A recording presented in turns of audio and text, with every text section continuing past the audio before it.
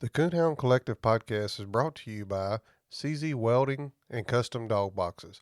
Dog boxes built by hunters for hunters. Check these guys out today. This is your host, Jason Snellgrove, and I will be your guide as we journey down the road to pleasure hunt or hitting the long trail to those great comp hunts. This is the Coonhound Collective podcast.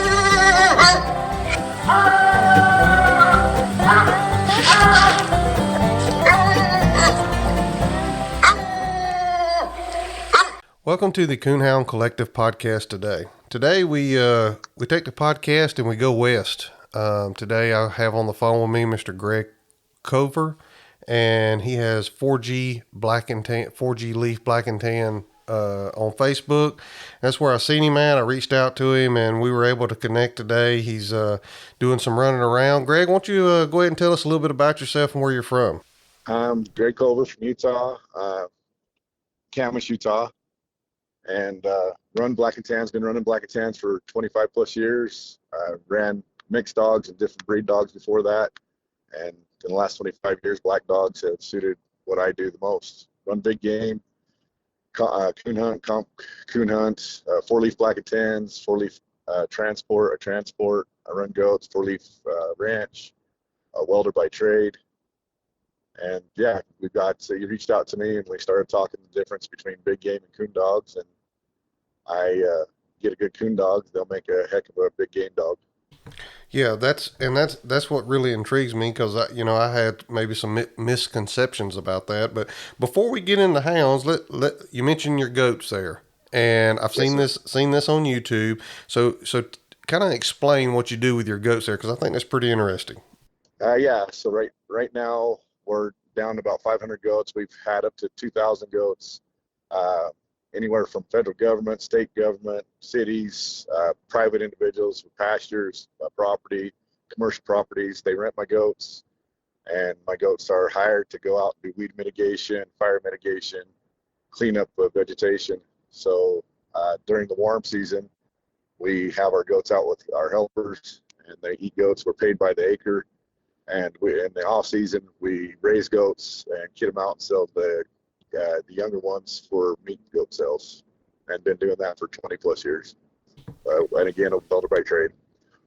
Yeah, I think that's pretty cool. Like I said, I've seen that on some YouTube videos here and there, and I've never really knew anybody that done that. But when you said that before we hit record here, I thought that was pretty cool.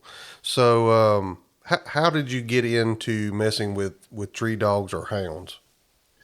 I'm going to say, like most people, especially out west, we've got the big game, the lion hunting, the bear hunting. That fascinated me. Read the book in private school when I was a kid multiple times. Did book reports on where the Redfern grows. Always loved dogs, and then I got in my late teens and picked me up. What they call a majestic hound, basically a bloodhound. This was crossed with a red bone with a breeder in town. And I knew we had coon, but again, Utah's not known for coon, so I was going straight for the big game with the hopes of treating some coon. Didn't know what to do, how to do. Went through some trial errors with some majestic hounds, I tried Walker. I've had everything but plot. And then Ken Duncan is out this way. He's 80 something years old. I hooked up to him. I've known of him since I was a child. My cousin lived in the area that he did. I didn't want to, just of the competition between family members, I didn't want to run Black Tans. I wanted to do it on my own, and I wind up giving up and getting with my cousin and Ken Duncan, and I've been running black dogs since. They introduced me into the competition hunting right away, and I harnessed that and chased that heavily in my younger years, and again took on the bear, lion, and bobcat hunting with it too. Yeah, and you mentioned where the red fern grows there, and I actually had Mr. Stuart Peterson, who was the gentleman that played Billy Coleman from where the red fern grows on the podcast. And I was going to look here, and I think it was episode 23, and he actually is an outfitter in Wyoming there, and I thought that was pretty cool, and he he didn't have a lot to do with coonhounds prior to the movie, and now after the movie, he builds houses and outfits out there. So I thought it's pretty cool. So you got involved with this hounds through the big game side of it, and like you said, and like we've talked about, you don't have a very large coon population. So how did you transition from um, predominantly, running big game to coon hunting? I know you still do both, but you've really got involved in coon hunting with competition hunting and stuff now. And how did you get involved, that transition from that? Hey guys, this is Jason over at the Coonhound Collective podcast. Is your dog box starting to get wore? Maybe it's starting to get a little cracked like mine is. Maybe you've just been thinking about it's time to upgrade to a new box, but you've asked your buddies and you're just not real sure what direction to go in. Well, let me help you out here. Go check my friends out at CZ Welding and Fabrication, custom dog boxes and aluminum products on Facebook. You can check out all their custom work they do there and their designs that they do. If you don't see something that you don't exactly like there, reach out to Nathan at 540-810-5439, 540-810-5439, or send him a message through the Facebook page.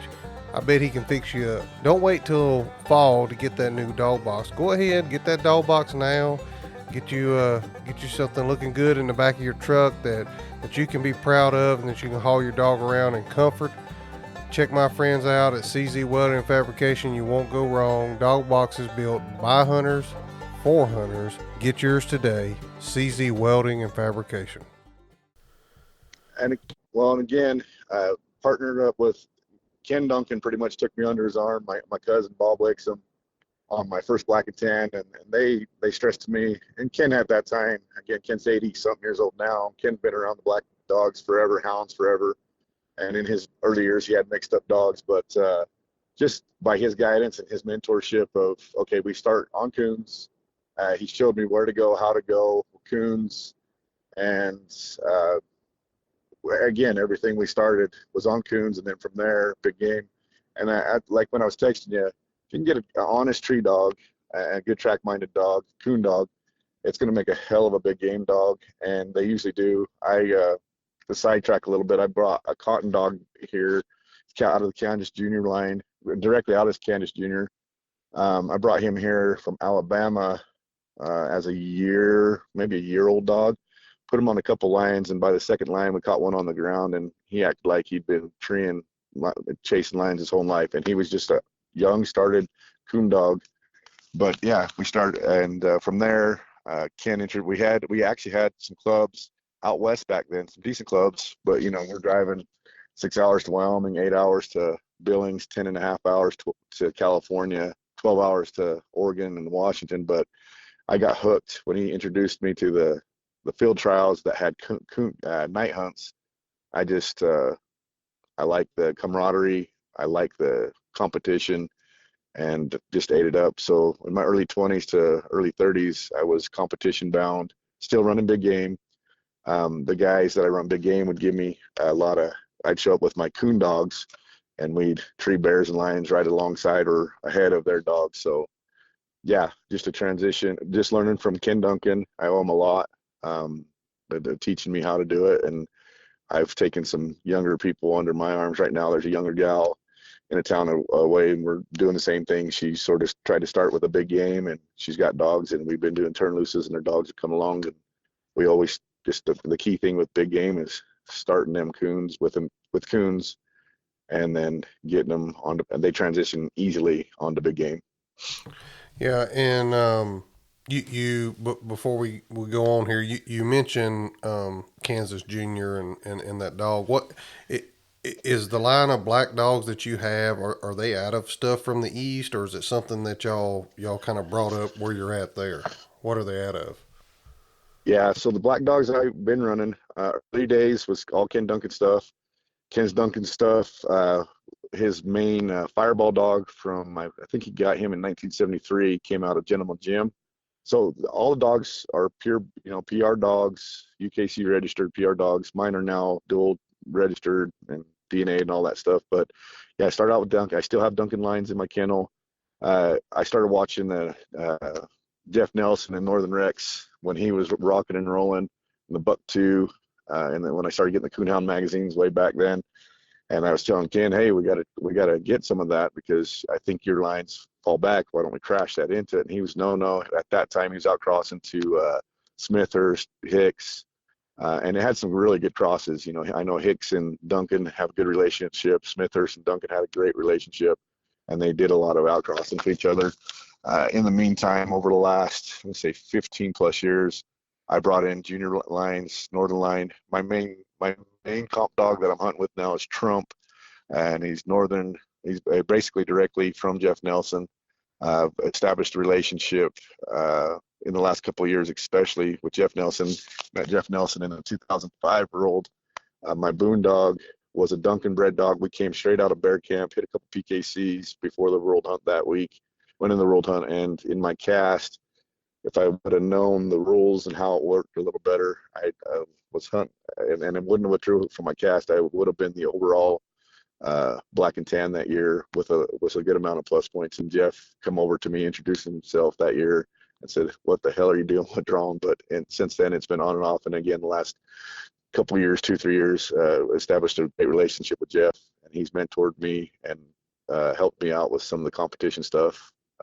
And also need to mention Butch Skipworth in Oklahoma, old timer out there that's taken me under his wing too to help me out and get me some spots out in Oklahoma to hunt when I'm out that way. And with his line of dogs, with the junior bred dogs.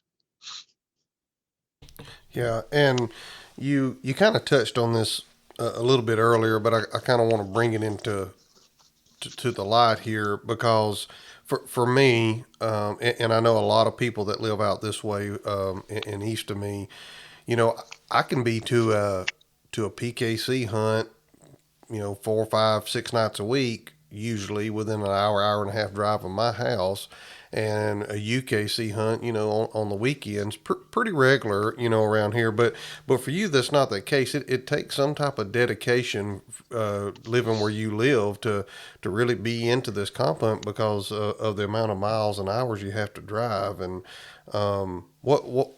what's that like, and what's is the challenge just getting more people involved out there, or getting more people involved to create clubs to help y'all out there? What's kind of the challenges you have? Um, so the biggest challenges as far as clubs out west, there's a lot of development, and we don't have big groves of trees. Usually in the higher country, and I'm from the higher country where I live, but you get into the pines and the aspens, and you don't. It's not ideal. There is coon up there, but it's not ideal to hunt, especially like in my property. There's a couple 100-foot elevation change in one hill, but back in the early 2000s, we had clubs. We had clubs in most of New Mexico, again, California, Washington, Oregon, Wyoming, here. But I think the guys got older. A lot of the guys got older. Kids didn't really take it up. People get busy with raising kids and what have you. People getting divorced. Again, we have a hound club here, Utah State Houndsman Association, and they get together and maybe have 1 or 2 field trial where they do drag races, tree competition. I know Idaho has the setup like that. Montana has a couple setups like that. Montana has UKC. So that's the hardest thing, is education and getting spots. We don't have the population, and again, Utah, their coons are pests. They're not native to Utah, so there is day or night they can be shot, whatever. So a lot of people just they're not educated on coon hunting, and there's probably only a handful of guys out west that try to get into PKC hunts and UKC hunts. And then my biggest obstacle is again, I was in Billings a week and a half ago at a UKC hunt, and usually it's a good spot. We were hunting on the Yellowstone River outside of Billings, and my Trump dog led the cast on all 4 casts. It was doubleheader each night, but it was so thick and deep. I only found 1 coon the one night, and there was points where we could, because we have a very invasive tree called the Russian olive tree out here, and they're so thick that we couldn't get up to seeing half the trees. It was PKC. He went all 4 hunts, but my biggest dilemma right now, I think the closest coon club I go to besides Billings is 14 hours away in Kansas, 14, 16 hours away in Kansas. Oklahoma is 17, 18 hours. I hit South Dakota, which is about 14 hours away. And yeah, it's a lot of dedication. I had one kid at a Tri-State Classic at I think it was PKC a few months ago. Younger kid, I think 17, 18-year-old kid. You know, I know a few guys in that club. It was out of Kansas, Girard, Kansas, and he asked me, he goes, "Why do you do it?" I do it because I love it. I actually last week, it was opener of the elk hunt. I got invited to that, or I got invited to go bear hunting down in New Mexico, and I chose to go to a coon hunt. I've treated a lot of bears, a lot of lions, but I love the coon hunt. Yeah, and you know, I wanted you to touch on that because I think I know for me, you know, after talking with you a little bit and you know, and now and uh, I'm kind of spoiled, you know, of how close I can go to a competition hunt, and you know, you're driving, you know, 14, 15, 16 hours just to go to one, and I mean that really takes some dedication. Someone that obviously loves the sport and loves, you know, loves being with their hounds in the woods chasing coons. Are you tired of whipping, scolding, and shocking to make them get alone? Is your buddy tired of helping you set your dog up for correction night after night? Do you really want your dog to be alone because you forced him to be? Or would you rather him be alone because he wants to be? Grand Night Champion Small Town Lone Survivor is the product of over 25 years of strong natural-born independent traits. This bold trait has been passed down from generation to generation and is showing up in loner offspring today. Loner is a direct son of Hall of Fame Grand Night Champion Cabin Creek Rowdy and Grand Night Champion Lonesome Dove Lori. Loner has a booming mouth that is talked about in every cast he has been in, including the 2021 World Hunt Finals. Loner is a no-reverse, ball-mouth open trailer who ends it plussed up with a huge dying locate and steady chop. Loner loves getting split and is a stay-put gun-pressure tree dog. Loner's intelligence is also impressive. He knows over 12 voice and hand signal commands. Loner has a character that loves like Jesus, but he doesn't walk on water. If you're interested in breeding to Loner, contact Brett Stevens at Small Town English Kennels at 417-300-3777 or find him on Facebook.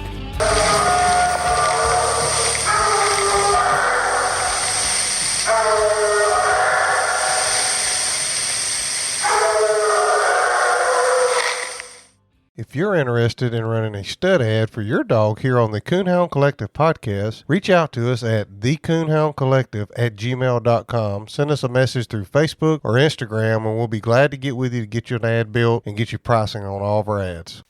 Yeah, yes, sir. Yeah, I do. It was just my fuel bill in Billings. I was about $325 just round trip in fuel bill, but it's worth it to me. You know, I could have went and some prime bear hunting down in New Mexico. I could have went out on the opener of the elk hunt, but I love tuning in. And then now that my goat season's slowing down, it's been hard to get away. I'll transition over to my transport business, which is 4-leaf hound and livestock transport, and I use that as the excuse to get me out to these hunts and sort of offset the cost of gas and entry fees. And you know, again, I'm hustling to try to get a handful of wins on a couple dogs for TOC, and then I just start getting my money's earned for next year's PKC stuff. Yeah, and you know, man, I had to say my hat's off to you. You know, you're spending $300 in the fuel bill, and here we are out east fussing because PKC went up $5 on their entry fee, and we're driving 15 minutes down the road. I mean, dude, you're spending some dollars, you know, into local economies to go to these hunts, and I really just don't even know what to say for that, because of the dedication it takes to travel to these hunts. And on top of that, you've been to the UKC World Top 100 twice. So let's talk about that and the dogs that you had. When was the first trip to the Top 100, and what dog was you handling? So my first trip to the Top 100 was in 2005. I was heavy going to all, again, we had a circuit out here. Actually had a circuit out here called Western Tradition. That was like our little world championship out here in 2000. Well, in the early 2000s, I won it twice with my Boone dog. He was heavy Duncan bred. Again, falling back to the Gentleman Gym. We we qualified, heck, I can't even remember what RQ we qualified, but the semifinal was, at that time, we actually used to have a zone, and they called it the Western Zone, and it was held in Worland, Wyoming. And Worland, Wyoming, other than Oregon, is one of the hottest coon spots. There are a lot of coon, good high scores come out of there. Friday night, was 4-dog casts, didn't do so hot, came in with a dead cast. The next night, we came in, I think 700 something plus points, and qualified one of the two. Oh, excuse me. That was, anyways, yeah, Worland was both the zones that I went to. Went out to Portland, Indiana for the World Hunt. Drew Ohio dog, Clover bred, and she won the cast. I got frustrated just the way things go. Again, handling was my problem. Didn't get cheated, just handling. And withdrew, and at that time against ran into Jeff Nelson for the first time there, and just basically stated, hey, you were the highest scoring dog, why'd you withdraw? And then back in 2009, I had my Cotton dog. He was a little bit older at that time. Whirlwind Hunt, qualified there. Western Zone, they take out of, I think there was anywhere from 50 to 70 dogs in the Western United States at that time that would qualify. We'd get about 40 to maybe 50 dogs show up to that zone, and they would pick two. Well, the highest two out of there would go, and so it was pretty hard to go through. And this one's embarrassing, actually. I have a friend that used to live in Utah, is in Tennessee. This one was in Tennessee. I got out there early, actually flew the dog out there earlier than me, and then started behind with other dogs. And my buddy said, the dang dog won't hunt. He goes, I can't believe you got this dog in the top 100. And I said, no, that dog is the real deal. And he's been hunted with other people. I get out there, dog hunts fine. My buddy said, hey, he hasn't hunted like this, no, at all for me the whole time he's been here. Won a couple PKCs before we got into the world. And then time zone, we didn't pay track to keep track. He lives just below Nashville now.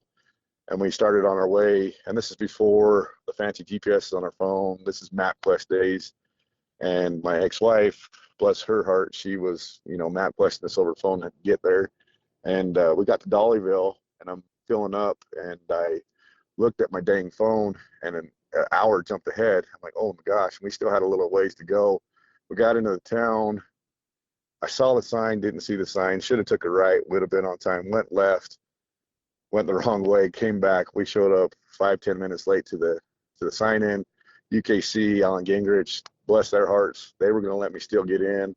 I didn't want I had that Cotton dog. He was a favorite in the black and tan community. We had won some hunts. We hunted all over the country that year, and I didn't want a cheap one. Rules are rules, so I basically took a scratch withdrawal. They gave me all my awards, asked me to stay, and from there I hustled and drove to Illinois to a Memorial Black and Tan sectional. So that was my that was my top 100 experience in 2009. Yeah, well, hey, if you made it that far, and this year I hunted for the first time in the zones. Had a dog I took up there, and you draw some tough dogs in them zones for sure, and so to get through to get into that top 100, that's something in itself. So what you mentioned PKC a few times. How much PKC hunting are you doing, and how much PKC hunting are you looking to do in the future? Real fast rewind to that 2009 zone. The dog that took fifth that year in the world top 100 was a dog from California, Brady, with his blue tick. And it is tough. And that dog was a good dog, but every time that I drawed that dog out west, I beat that dog. Not saying I could have got that far, but congratulations to him, especially a dog from out west taking number 5 that year in the world. As far as PKC hunting, I'm actually going to focus on that a little bit more. I used to be hot and heavy with the UKC because we had UKC clubs out here years ago. I'm not. How did I say this politically? The titles are good, but for the miles I put, I've got to get some gas money back into the truck and maintenance into the truck, and so on. And back in the day when I was chasing these little circuits out here, we would win dog food, so I was pretty much paying. Dog food bill was paid, but that's when bags of dog food were 12 to 16 bucks a bag. Now I'm at almost 30 bucks a bag and feeding a bag a day. But yeah, PKC, I have entered some pro sport, the truck events. I entered one of their legacy, I think they call it Integrity Series or something like that. I entered one of them, a couple truck hunts. The last truck hunt I was in Illinois, I actually drew Dustin Weed, and Scott Engel had an idea who Scott Engel was, didn't have an idea who Dustin Weed, both were gentlemen. I can't remember the other cast member. I wound up withdrawing in the middle of that hunt because it was a 24-hour drive the night before. The day before, we had to travel 14 hours in Nebraska. He showed okay, my trump dog showed okay, and then just as soon as that hunt was over in Nebraska, we went straight to Illinois. And but then the next night, Saturday night, I was in a zone in South Dakota and was winning cast the whole cast, and I decided to mishandle and call him when I shouldn't with 3 minutes left in the hunt and wind up losing that hunt with a minus because of my call. But yeah, I'll focus a lot more on PKC. I'm only concerned on getting my 5 wins a year on whatever dogs I'm pushing for the TOC.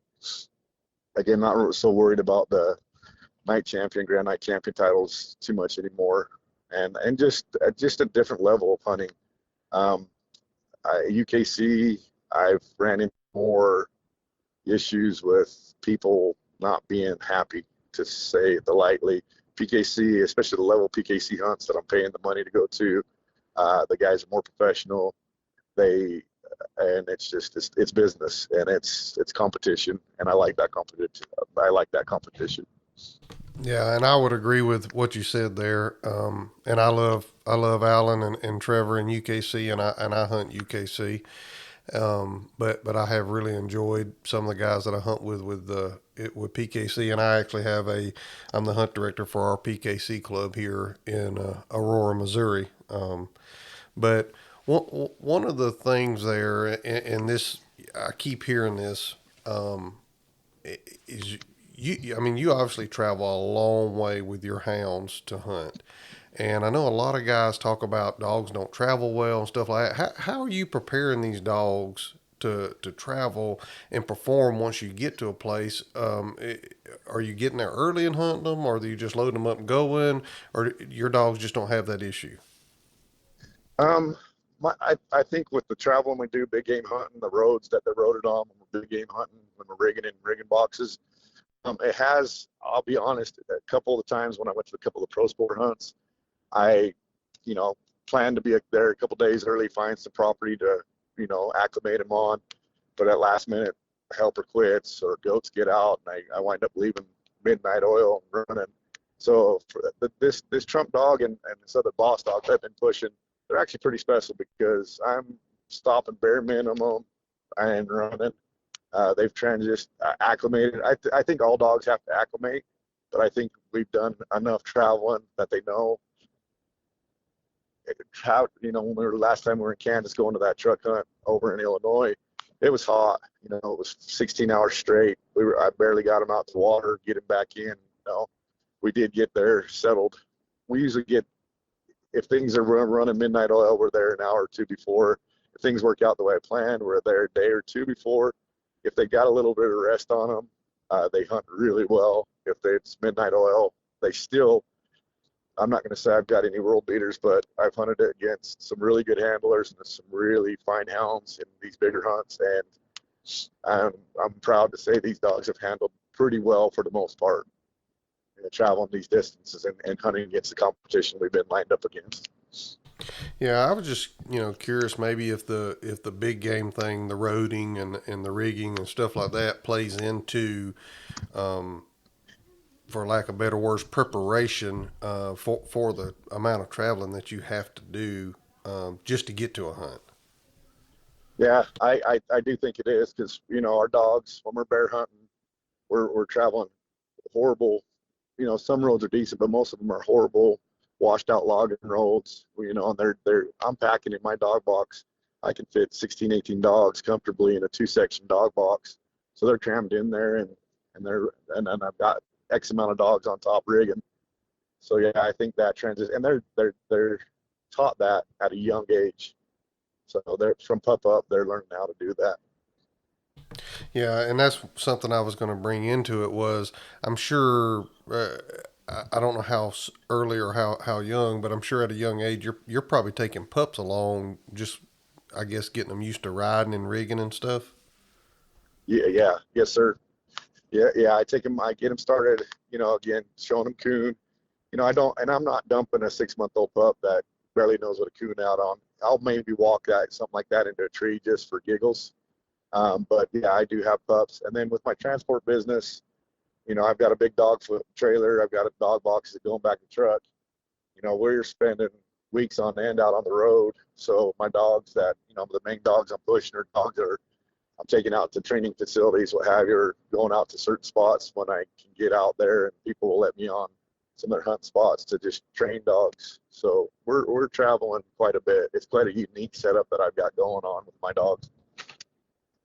Yeah, and you mentioned some training facilities there, and I know before we hit record, you were talking about some gentlemen that you play some dogs with. Is that just to kind of help you get those dogs going on coon because you're so busy or you have so many dogs going on, or what kind of relationship do you have with those Yeah, dogs? Because it takes I know it takes several people to make this go around. yeah. So, and again, I'm sort of a little maverick doing it by myself, financing everything myself, not partnered up with anybody. I found it's a little harder in the black and tan world to get that partnership going with a few people. But yeah, I'll get dogs lightly started, younger dogs, and I'll ship.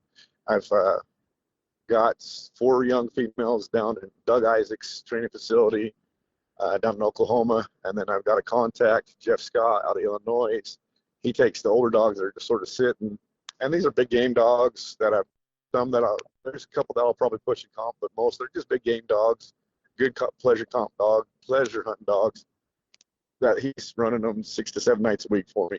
And the amount of dogs I got, my schedule with the ranch, I just need a little assistance. And some people say it's cheating, but I trust these guys. They've been gentlemen. I back them 100%. They're doing what they say they're going to do. I get tons of pictures, tons of videos.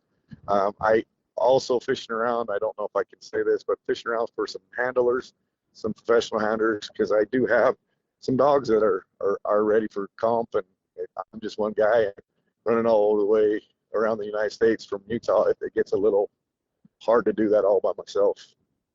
Yeah, for sure. And like I said, I've interviewed several people on here, and the one key common denominator is it takes multiple people to if you have multiple dogs to get out there, and you got to have people that's willing to help you and get out there and actually put the time in for sure.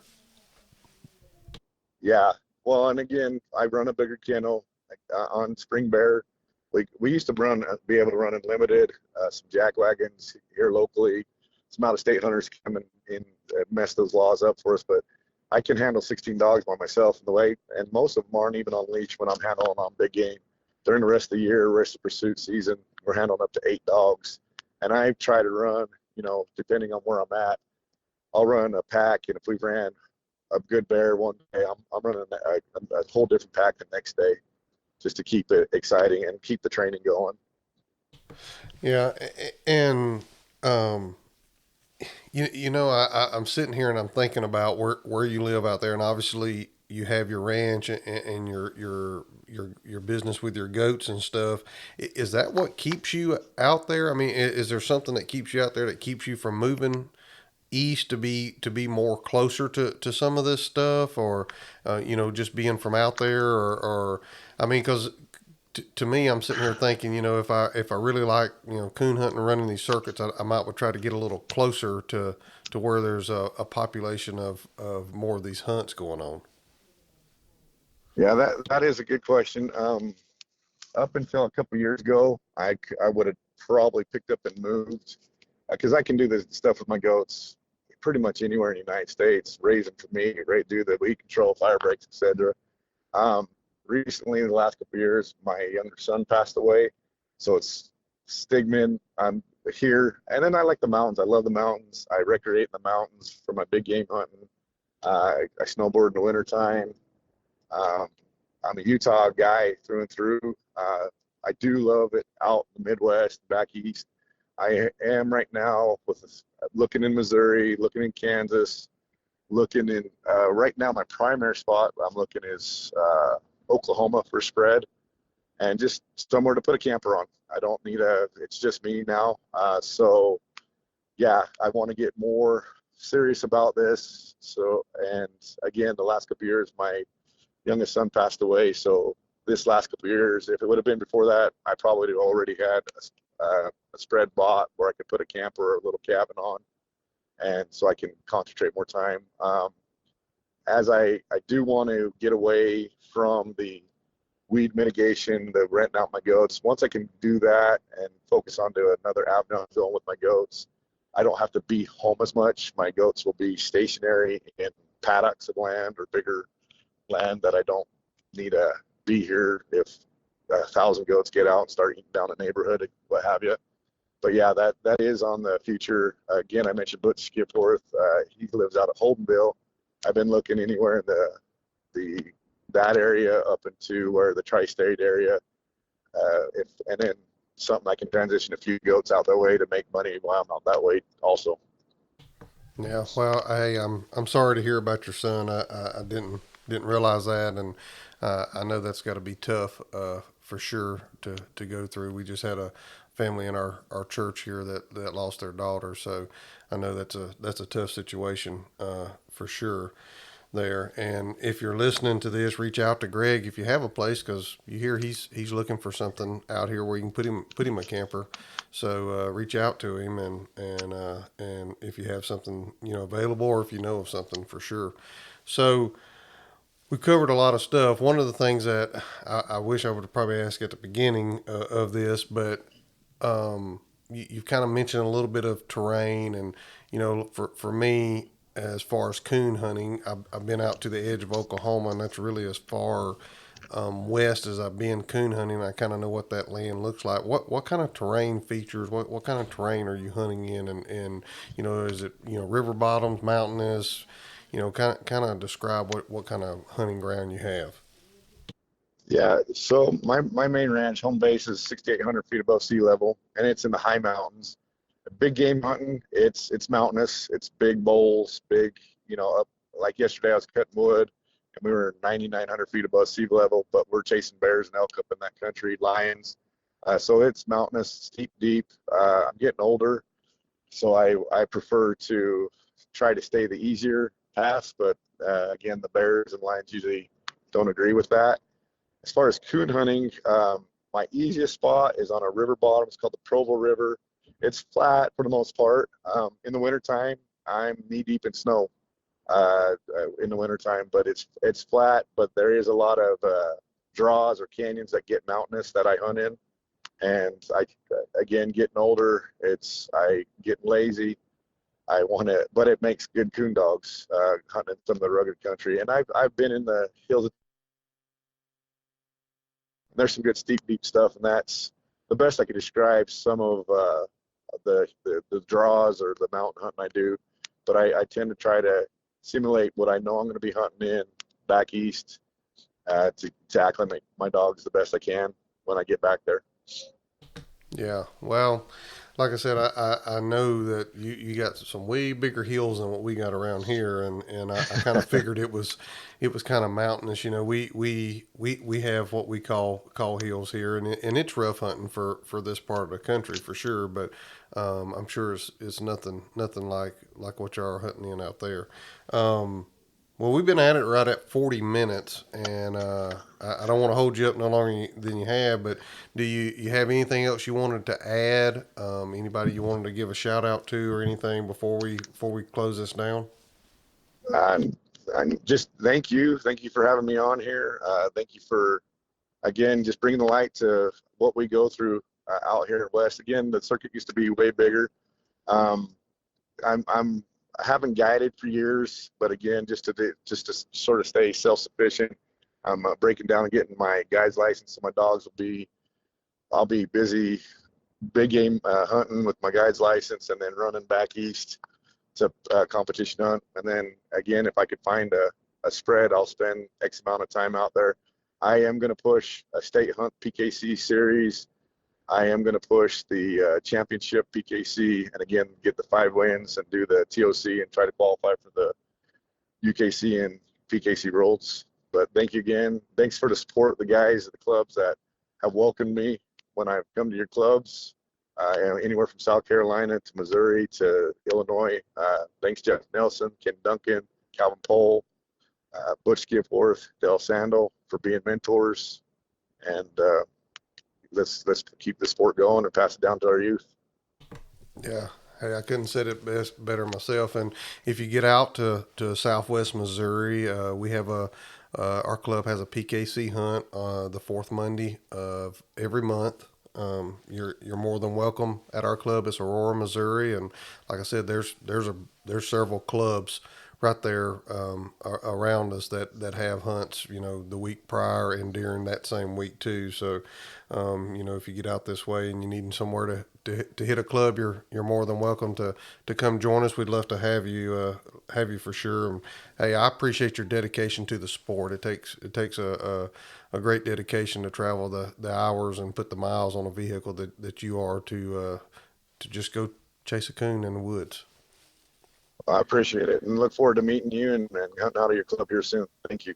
Yeah, I appreciate it. Well, if you don't have anything else, I think we've kind of covered quite a bit of ground there. Maybe we can have you back in the future, and hey, we may be looking at you on a Coonhound Bloodlines cover or PKC Pro Hound cover with one of your dogs here in the future. Sounds like you got some really good hounds, and again, I appreciate you taking the time to be on here. I know you're busy and you run around taking care of stuff today, so I really do appreciate you taking the time to get on here with me today. I appreciate everything you're doing. I appreciate your time. Hopefully we can meet up again soon. Thank you. Yeah, thank you. Talk to you soon. Thanks, guys, for listening to the Coonhound Collective podcast today. We really appreciate you taking your time out of your day to listen to the podcast. If you don't mind, head over to Facebook and give us a like, and head over to Instagram and give us a follow. It's both at the Coonhound Collective. Also, if you would like to reach us here at the Coonhound Collective, you can reach us at thecoonhoundcollective@gmail.com. If there's someone that you would like to hear on the podcast or a product that you would like to hear talked about, please send it to thecoonhoundcollective@gmail.com. Thanks again. Have a great day.